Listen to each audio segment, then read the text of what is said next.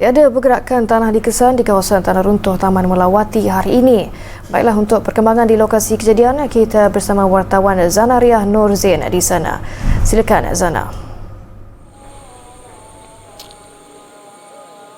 Baiklah Pravina, dapatan mengenai tiada pergerakan tanah susulan dibuat oleh Jabatan Mineral dan Geosains Malaysia menerusi penilaian kedua yang dibuat bermula 10 pagi sehingga 12.30 hari ini, yang mengambil masa selama 2 jam, mendapati tiada berlaku pergerakan tanah yang memberi risiko susulan kepada penduduk sekitar ini, berbanding penilaian yang dibuat pada petang semalam yang mendapati terdapat pergerakan tanah yang memaksa kesemua penduduk di Jalan E6 untuk berpindah ke kawasan yang lebih selamat. Dan samping itu juga saya ingin berkongsikan mengenai dapatan yang diperolehi mengenai punca kejadian tanah runtuh ini adalah disebabkan longkang tersumbat di bahagian atas bukit di Jalan G2 Taman Melawati ini, yang dikenal pasti menjadi punca kepada tanah runtuh yang berlaku di Jalan E6, yang mana Menteri Besar Selangor Datuk Seri Amiruddin Syari juga telah menyebut mengenai limpahan air longkang dipenuhi dengan batu dan tanah menyebabkan berlaku gelinciran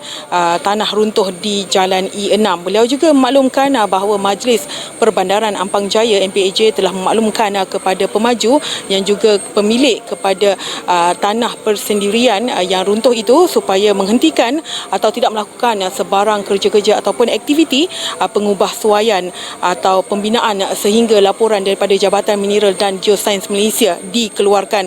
Dan pada masa yang sama juga Menteri Besar Datuk Seri Amiruddin turut menekankan mengenai di kawasan ini tiada sebarang pembangunan padat atau berlebihan yang menyebabkan kejadian tanah runtuh yang berlaku semalam, yang mana beliau berkata permohonan ataupun kerajaan negeri sendiri telah mengemukakan kebenaran merancang bagi tempoh 10 tahun kepada Jawatankuasa Teknikal Pembangunan Kawasan Sensitif Alam Sekitar KSAS termasuk di kawasan ini, yang mana beliau berkata isu sebenar masalah tanah runtuh adalah penyelenggaraan yang tidak baik pada laluan jalan dan juga longkang berhampiran.